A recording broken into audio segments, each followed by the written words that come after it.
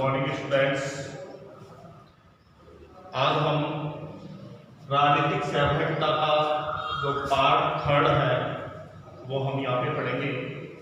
पिछले वीडियो में हमने राजनीतिक सहभागिता का अर्थ, राजनीतिक सहभागिता के जो विभिन्न जो रूप थे उनके बारे में हमने अध्ययन कर लिया था।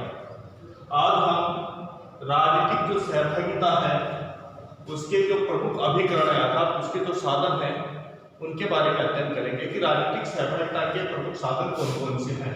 तो यहाँ आपके सिलेबस में जो राजनीतिक सहभागिता है उसके जो अभिकरण, उसके जो साधन हैं वो बताए गए हैं।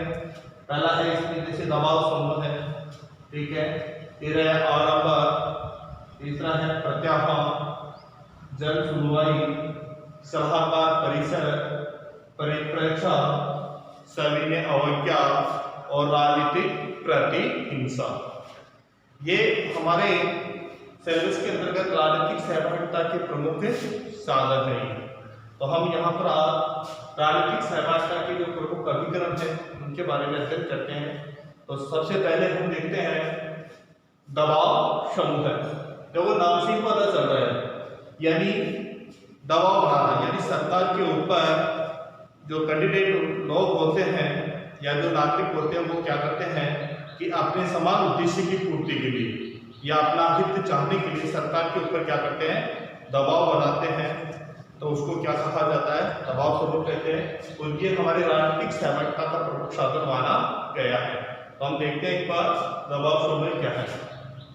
ऐसे समूह जो अपने किसी समान हित की पूर्ति हेतु संगठित होकर, यानी ऐसे समूह जो किसी समान हित की पूर्ति हेतु संगठित होकर और अपने मत समर्थन द्वारा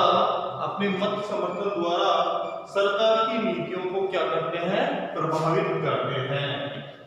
ठीक है, यानी ऐसे समूह जो किसी भी समान हित की पूर्ति हेतु क्या करते हैं, वो लोग इकट्ठे होते हैं, संगठित होते हैं और संगठित होकर और अपने मत समर्थन के द्वारा, यानी सभी संगठित एकत्रित हुए लोगों के द्वारा सरकार के ऊपर क्या किए जाते हैं, दबाव बनाया जाता है। सरकार की नीतियों को ये लोग क्या करते हैं, प्रभावित करते हैं।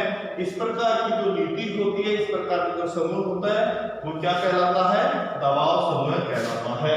और इस प्रकार का जो उदाहरण है अधिकांशतः वो कहाँ देखने को मिलता है, विकसित देशों में देखने को मिलता है, क्योंकि विकसित देशों में इस प्रकार के अधिकांशतः समूह कार्यरत होते हैं। यानी विकसित देशों में ऐसे बहुत ही प्रभावी होते हैं।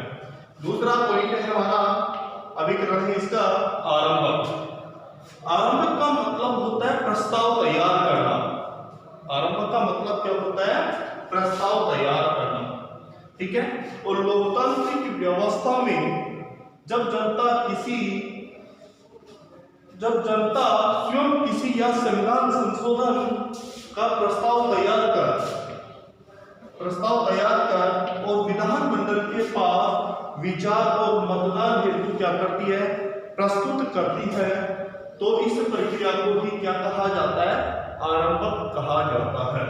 यहाँ समझने की बात है कि आरंभ का मतलब होता है कि कोई भी प्रस्ताव तैयार करना, और जो प्रस्ताव है वो किसके द्वारा तैयार किया जाता है, यानी जब जनता, यानी किसी भी प्रकार का जो हमारे उद्देश्य होते हैं या किसी भी प्रकार की जो हमारे जो विचार होते हैं, उन सभी विचारों को क्या करते हैं, वो विधान मंडल या फिर हम संसद के सम्मुख उनको क्या करते हैं, उनको प्रस्तुत करते हैं।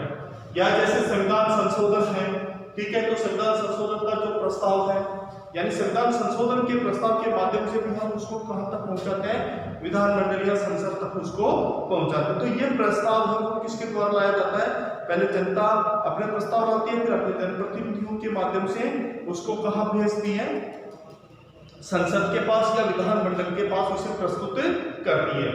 ठीक है, तो इसे क्या कहा जाता है, आरंभ कहा जाता है। और ऐसी जो प्रणाली है अधिकांशतः कौन से देशों में पाई जाती है, लोकतांत्रिक देशों में।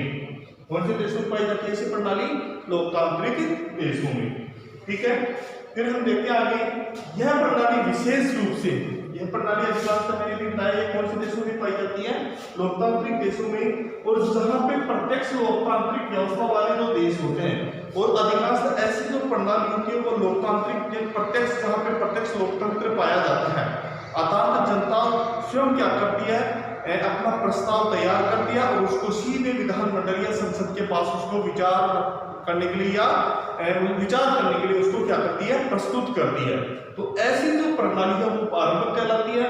और आरंभक का मतलब ऐसे जो प्रस्ताव तैयार किया जाता है वह प्रस्ताव प्रत्यक्ष लोकतांत्रिक देशों में ऐसी प्रणाली पाई जाती है। अब लोकतांत्रिक देशों की बात हम करें तो इसका जो प्रत्यक्ष जो उदाहरण है प्रत्यक्ष लोकतंत्र वो कहाँ पे पाया जाता है, आपको मैंने पिछले वीडियो में बताया था कि स्विट्जरलैंड को प्रत्यक्ष प्रजातंत्र या प्रत्यक्ष लोकतंत्र का घर कहा जाता है, क्योंकि स्विट्जरलैंड एकमात्र ऐसा राष्ट्र है जहाँ पे प्रत्यक्ष प्रजातंत्र पाया जाता है। तो स्विट्जरलैंड में ऐसी व्यवस्था पाई जाती है। और हमारे भारत भी क्या है, एक लोकतांत्रिक देश है, परंतु हमारे यहाँ भारत में क्या करते हैं कि जनता अपने जनप्रतिनिधि का चुनाव करती है और जनप्रतिनिधि अपनी जनता की जो भी राय है उसमें होते हैं, जो भी उनके विचार होते हैं उन विचारों को संसद या विधानमंडल तक पहुंचाते हैं। तो हम तो यहाँ पे जनता क्या करती है, अपने प्रस्ताव, यानी जनता डायरेक्ट प्रस्ताव नहीं लाती है, कहा अपने भारत में, जबकि प्रत्यक्ष प्रजातंत्रवाद जो राष्ट्र होते हैं वहां पे जनता प्रत्यक्ष रूप से ऐसे प्रस्तावों को तैयार करती है और विधानमंडल में उनको प्रस्तुत करती है। और हम यहाँ जनप्रतिनिधि के माध्यम से उन प्रस्तावों को क्या करते हैं, संसद या विधानमंडल में उनको भेजते हैं। ठीक है, भारत में भी जनता अपने जनप्रतिनिधियों के माध्यम से, इनके माध्यम से, अपने जनप्रतिनिधियों के माध्यम से संसद में, और ये जो संसद में जो विधेयक भेजा जाता है वो विधेयक क्या कहलाता है, निजी विधेयक कहलाता है। यानी निजी विधेयक प्रस्तुत कर सकता है। यानी विधेयक दो प्रकार के होते हैं, एक सरकारी विधेयक होता है, एक निजी विधेयक होता है। सरकारी जो विधेयक है केवल मंत्री परिषद के सदस्यों के द्वारा या मंत्रियों के द्वारा ही जो विधेयक प्रस्तुत किया जाता है वो सरकारी विधेयक कहलाता है। और वह विधेयक जो जनता की राय के आधार पर जनप्रतिनिधियों के द्वारा या मंत्री या अन्य विधायकों के द्वारा जो विधेयक प्रस्तुत किया जाता है वो विधेयक क्या कहलाता है, निजी विधेयक कहलाता है। ठीक है, तो यह है आरंभक। तो आरंभक का जो प्रमुख उदाहरण है यहाँ पर, उसका मतलब क्या है, प्रस्ताव तैयार करना, और इसका मुख्य उदाहरण है वो लोकतांत्रिक देशों के अंतर्गत जहाँ पे प्रत्यक्ष लोकतंत्र है। और प्रत्यक्ष लोकतंत्र का जो प्रमुख उदाहरण है वो कौन सा है, स्विट्जरलैंड। ठीक है, तो स्विट्जरलैंड में इस प्रकार के प्रस्ताव है वो जनता के द्वारा तैयार किए जाते हैं और विधानमंडल या संसद में के द्वारा विचार करने के लिए प्रस्तुत किया जाता है। अगला पॉइंट है अपना प्रत्याहार। क्या है, प्रत्याहार। और इसका शाब्दिक अर्थ होता है कि चुने हुए जनप्रतिनिधियों को जनता द्वारा वापस बुलाना। यानी जनता उसको क्या करती थी, जो भी प्रतिनिधि चुने जाते हैं उन जनप्रतिनिधियों को वापस रिकॉल कर लेते, उसको वापस बुला लेते हैं। और यहाँ पर चुने हुए प्रतिनिधियों को भी जनता वापस बुलाती है। तो ऐसा उदाहरण हमें कहाँ देखने को मिलता है, जहाँ पे प्रत्यक्ष प्रजातंत्र है। और प्रत्यक्ष प्रजातंत्र अधिकांश मैंने बताया कहाँ पे है, स्विट्जरलैंड में। तो स्विट्जरलैंड में भी जनता क्या करती है, अपने चुने हुए प्रतिनिधि को वापस बुला लेती है। अब वो बुलाती कैसे है, जब जनता के द्वारा चुने हुए, हम भारत में क्या है, जनता अपने प्रतिनिधियों को चुनती है और प्रतिनिधि सरकार का चुनाव करते हैं या मंत्रियों का चुनाव करते हैं, और मंत्री फिर हमारे लिए क्या करते हैं, कार्य करते हैं। तो यहाँ पे तो हमारे बीच की जो कड़ी है वो कौन से हो गए, यहाँ पे जनप्रतिनिधि विधायक हो गए। ठीक है, जबकि प्रत्यक्ष प्रजातंत्र वाले जो राष्ट्र होते हैं वहां पे जनता डायरेक्ट किनको चुनती है, अपनी सरकार का चुनाव करती है। अब सरकार के अंतर्गत जो भी व्यक्ति बैठे होते हैं वो अगर जनता की आकांक्षाओं पर खरे नहीं उतरते हैं तो वो उनको वापस क्या कर लेती है, रिकॉल कर लेती है, उनको वापस बुला लेती है। तो इस व्यवस्था को क्या कहा जाता है, प्रत्याहरण कहा जाता है।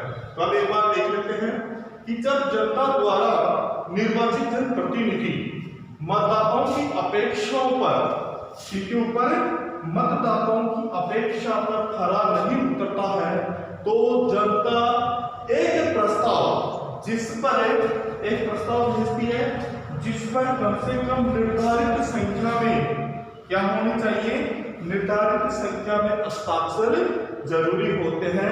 ऐसा प्रस्ताव प्रस्तुत कर और जनप्रतिनिधियों को क्या कर सकती है, वो अपने कार्यकाल से पहले उन्हें हटा सकती है। यानी कार्यकाल समाप्त होने से पूर्व उनको हटाया जा सकता है। और ऐसी व्यवस्था है वो कहाँ पाई जाती है, वही लोकतांत्रिक व्यवस्था वाले देशों में पाई जाती है।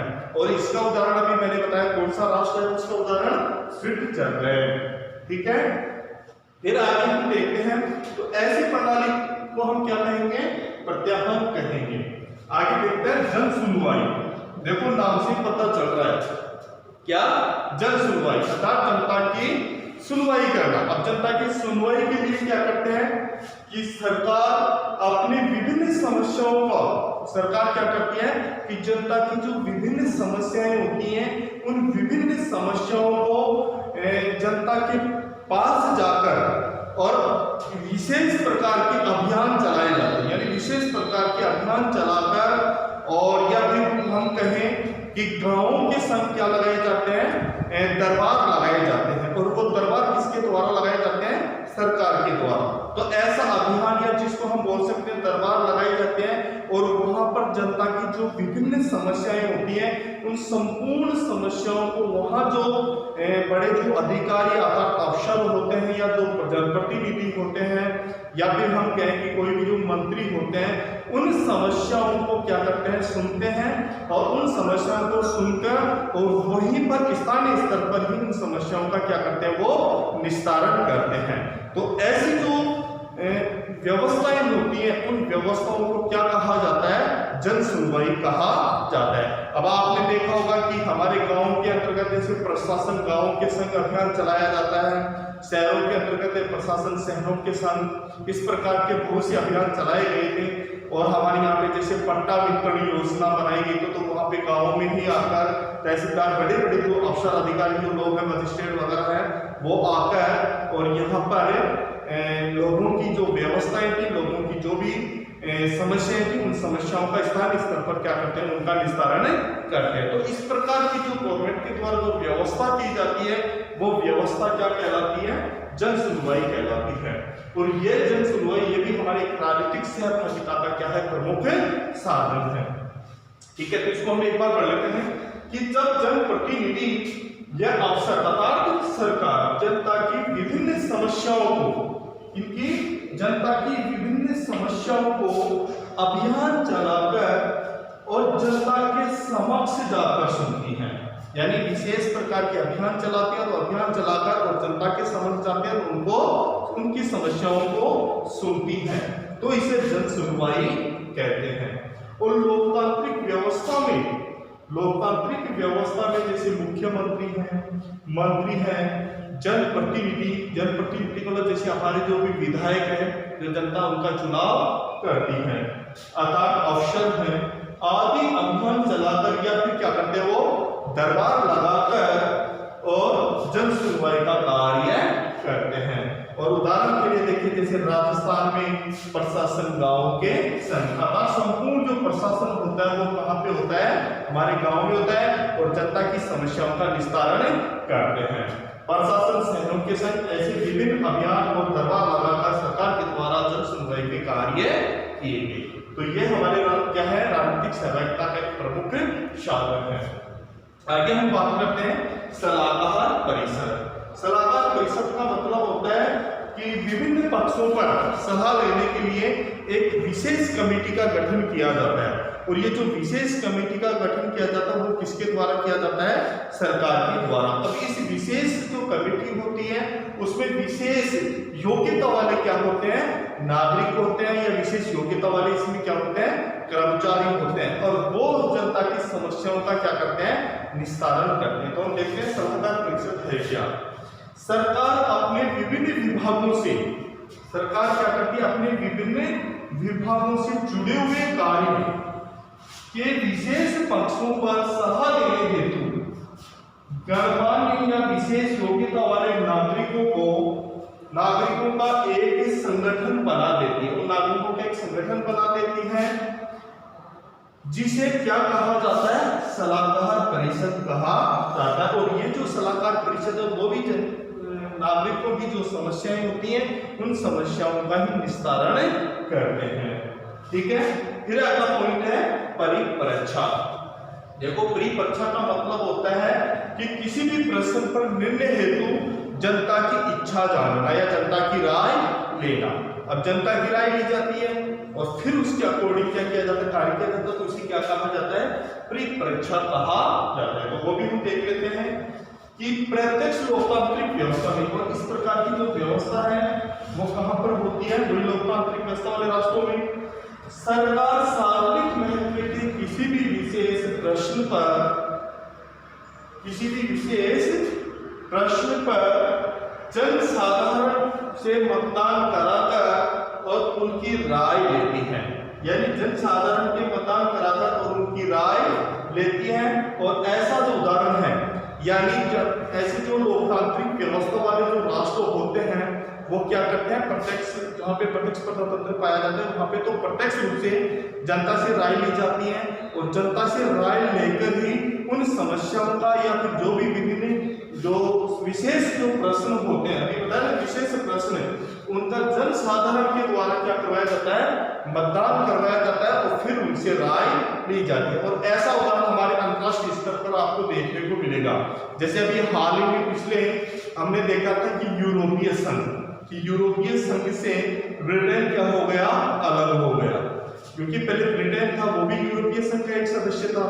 ठीक है, तो अभी फिलहाल वर्तमान समय लगभग यूरोपीय संघ में 28 सदस्य राष्ट्र थे, जिनमें से ब्रिटेन अब उनसे क्या हो चुका है, अलग हो चुका है, किससे, यूरोपीय संघ से। तो यहाँ पर भी ऐसा ही था कि हम उदाहरण के लिए देख लेते हैं कि हाल ही में यूरोपीय यूनियन की सदस्यता त्यागने के मुद्दे पर ब्रिटेन ने सीधे अपने जनता से मतदान द्वारा राय ली और जनता के मतदान के अनुसार ही उसने क्या कर दिया, यूरोपीय यूनियन की सदस्यता बने रहने से उन्होंने क्या कर दिया, इनकार कर दिया था। उन्होंने यूरोपीय संघ से अपनी सदस्यता वापस ले लिया था और ब्रिटेन अब वर्तमान में यूरोपीय संघ का सदस्य नहीं है। ठीक है, तो इसको क्या कहा जाता है, परिपरीक्षा कहा जाता है। अब अगला बिंदु है सविनय अवज्ञा। सविनय अवज्ञा हम पहले से पढ़ते आ रहे हैं, 6th क्लास में भी हमने पढ़ा है, class 7th 8th 9th 10th सभी क्लासों में, पीछे वाली जो क्लासें हैं उनमें हमने सविनय अवज्ञा के बारे में काफी कुछ पढ़ा है। तो देखिए, जब किसी भी अन्यायपूर्ण कानून का आम जनता द्वारा, किसी अन्यायपूर्ण कानून का आम जनता द्वारा जानबूझकर और खुले तौर पर क्या किया जाता है, उल्लंघन किया जाता है, तो उसे क्या कहा जाता है, सविनय अवज्ञा कहते हैं। और इस प्रकार का जो आंदोलन था वो किसके द्वारा चलाया गया था, आप सभी लोग जानते हैं इस बात को कि महात्मा गांधी के द्वारा इस प्रकार का आंदोलन चलाया गया था सन 1930 में। ठीक है, सविनय अवज्ञा आंदोलन था। जैसे अंग्रेजों ने क्या किया, नमक के ऊपर टैक्स लगा दिया, नमक, तो गांधी जी ने नमक कानून को तोड़ने के लिए उन्होंने क्या किया, आंदोलन किया और उनके द्वारा जो आंदोलन किया गया वो आंदोलन क्या कहलाया, उनका सविनय अवज्ञा आंदोलन कहलाया। ठीक है, आगे हम देखते हैं, अगला बिंदु है अपना राजनीतिक प्रतिहिंसा।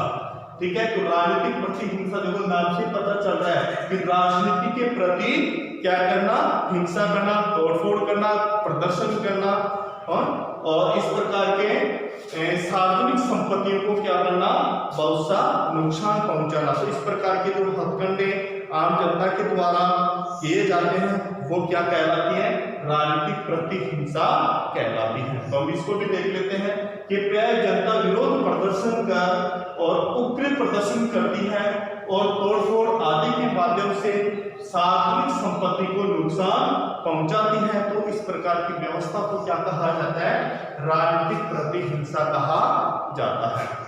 तो यह है हमारे राजनीतिक सहभागिता के प्रमुख साधन कौन कौन से।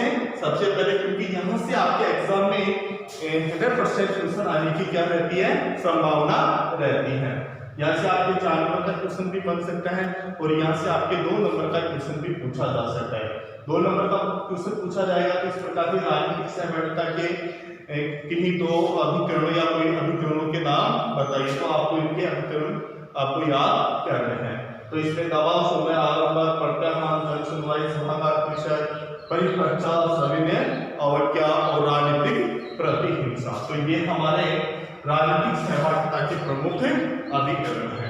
अब सहभागिता की उपादेयता। ठीक है, तो हमने अभी राजनीतिक सहभागिता के प्रमुख अभिकरण देखे। अब है राजनीतिक सहभागिता की उपादेयता।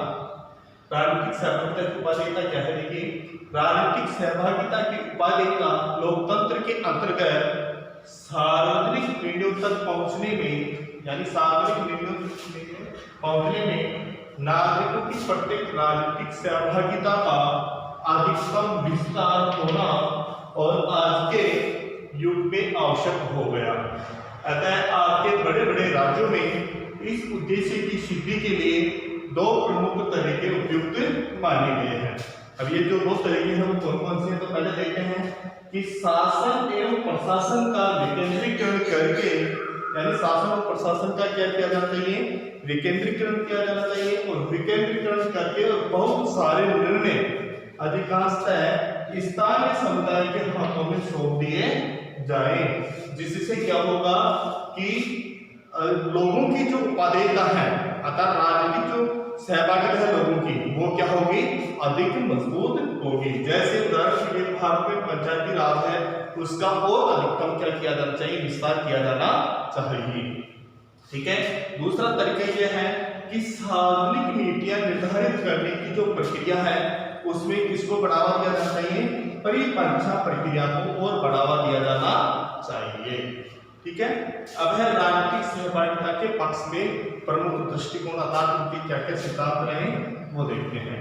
तो देखिए कि राजनीतिक सहभागिता स्वयं एक सहभागी व्यक्ति के हितों की रक्षा करती है, यानी राजनीतिक सहभागिता स्वयं सहभागी व्यक्ति के हितों की क्या करती है?